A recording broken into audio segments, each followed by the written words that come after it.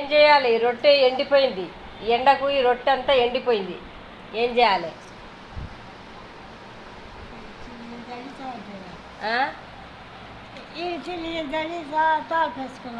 ఈ నీళ్ళు చల్లి తాలింపు పెట్టాలనా? నీళ్ళలో నానబెట్టాలనా? ఏం చేయాలి? నీళ్ళు చల్లుకొని తినాలా? నేను పడేసేద్దాం అనుకుంటున్నా. వద్దా? పడేయద్దా? పడేయద్దా?